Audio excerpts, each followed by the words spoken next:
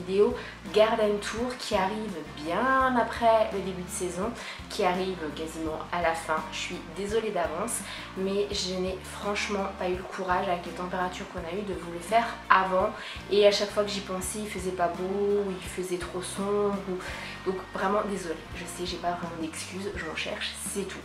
Donc dans cette vidéo vous allez pouvoir voir notre jardin, puisque vous avez été quand même pas mal à me poser plein de questions dessus, sur la superficie de notre jardin, sur ce qu'on a cultivé, comment on faisait, qu'est-ce qu'on avait récolté, les quantités, etc. Puisque on fait beaucoup de conserves et cette année on a eu une très bonne récolte. Donc je vais essayer de vous dire tout ça. Vous allez voir des images avec une voix off, ce sera beaucoup plus parlant.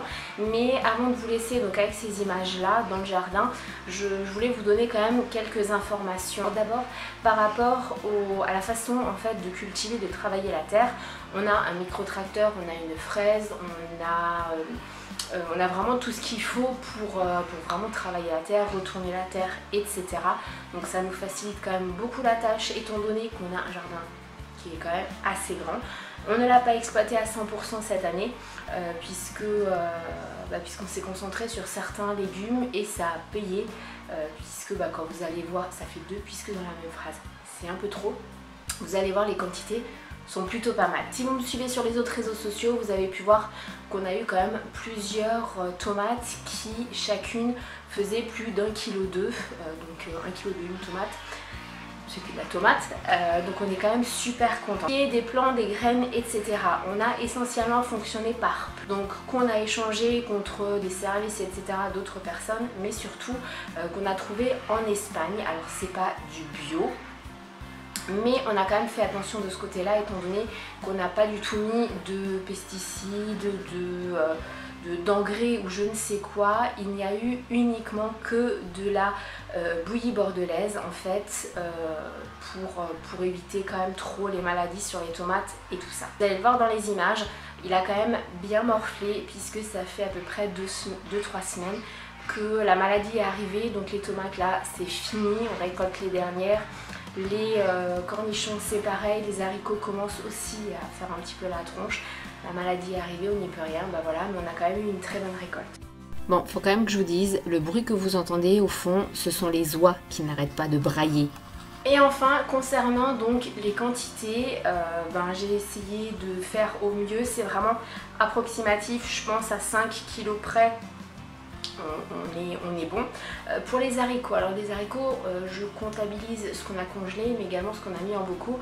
On a entre 40 et 45 kg d'haricots qu'on a récoltés cette année, donc c'est plutôt pas mal. Ce qui est des cornichons, là ça se situe entre 3 à 5 kg, c'est assez compliqué d'estimer ça, puisque on a vu qu'on les a mis en bocaux, qu'il y a le vinaigre et tout ça, c'est compliqué à peser. Et pour les tomates, on est vraiment très haut, on a eu une très bonne récolte. Et enfin, avant de vous laisser avec les images, et bien là maintenant ce qu'on va faire, c'est que il y a une grande partie qui va tout simplement être abandonnée entre guillemets, puisque on va tout simplement laisser la terre comme elle est, la laisser reposer. On la retournera d'ici 2 mois pour la laisser reposer tout l'hiver, pour qu'au printemps elle soit prête. Et la seule chose qu'on va vraiment encore cultiver, ce sont les poireaux d'hiver et les choux. Voilà, tout le reste du jardin sera en stand-by jusqu'au printemps. J'espère que cette vidéo vous aura plu. Jusqu'à la prochaine vidéo, je vous fais plein de gros bisous. N'hésitez pas comme toujours à vous abonner, à activer la petite cloche si ce n'est pas encore fait, pour voir dans votre fil d'actualité mes dernières vidéos. Étant donné que je n'ai plus de planning, je peux très bien vous poster une vidéo par semaine, comme 3 vidéos, comme pas du tout. Donc c'est toujours mieux en fait d'activer la cloche, ça vous évite de constamment vérifier s'il y a eu quelque chose qui a été publié ou pas. Et si la vidéo vous a beaucoup plu, un petit like.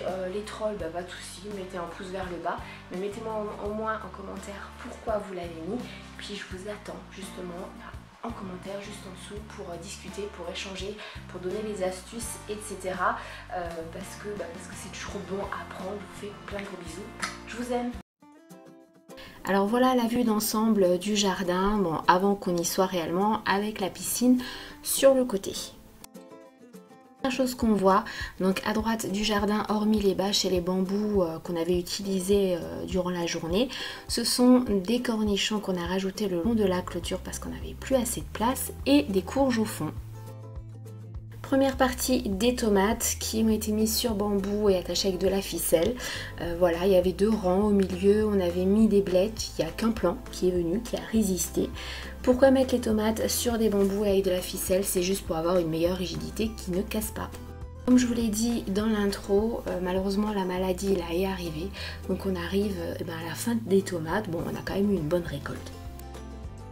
La partie suivante est un peu plus compliquée à expliquer, donc je vais essayer d'être claire. Elle a été faite en 2 temps, a été utilisée pour plusieurs choses, puisque en réalité, en fait, à la base, il n'y avait que des pommes de terre, et une fois qu'on les a récoltées, on a réutilisé la terre pour autre chose.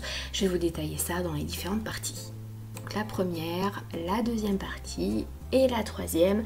Dans la première partie, ce que vous voyez au milieu, ce sont des blettes de l'année dernière, et devant et derrière de ce tas, eh bien, il y avait des oignons. Dans la seconde partie, il y avait des pommes de terre, donc on a simplement laissé la terre telle qu'elle après récolte. Et là, pour la troisième partie, eh bien, c'est la même chose. Là, vous voyez les oignons qu'on avait fraîchement récoltés, qu'on s'apprêtait à rentrer pour pouvoir les stocker. Et puis à côté, il y a les betteraves. Alors là, elles ont un petit peu du mal à venir. On a décidé d'en désherber certaines, d'en laisser quasiment à l'abandon pour d'autres, et puis voir ce que ça donne. La seconde partie des tomates, donc qui sont également sur bambou pour certaines et sur spirale pour d'autres. Elles viennent d'Espagne, donc il y a des tomates et des tomates cerises. Bon, définitivement les spirales, ça ne tient pas. Vous pouvez le voir, on a dû mettre des bambous partout pour maintenir parce que ça allait s'effondrer. C'est vraiment pas assez solide. Côté des tomates cerises, il y a les haricots, donc on a essayé de faire 3 rangs qui sont très bienvenus parce que 40 à 45 kg, c'est plutôt pas mal. Qui sont vraiment très bienvenus aussi cette année, qu'on avait dû renforcer avec des bambous de côté pour pas que ça tombe. Bon là il y a la maladie, définitivement là je pense que c'est fini, on n'en ramassera plus énormément, mais on a quand même eu de sacrés morceaux qui faisaient quasiment 250 grammes le cornichon, c'était pas mal. Et puis les poireaux, voilà, donc les poireaux qu'on a semés au printemps, qui n'ont pas tardé à récolter. Et au milieu, eh bien, des poivrons qu'on récolte encore, qui sont très bien. Et les poireaux, eh ben, on les a déjà replantés à côté, donc les nouveaux en fait, ceux qu'on a rachetés pour l'hiver. Côté droit, c'était les légumes, côté gauche, ce sont les fruits, avec un chat qui passe dans le champ de la caméra. Donc le long du mur, on a des framboisiers qui sont plutôt bienvenus, les fraises au sol qui étaient juste à côté ne sont pas du tout venues, il y a eu une fraise cette année, et puis au fond les vignes qui viennent plutôt bien.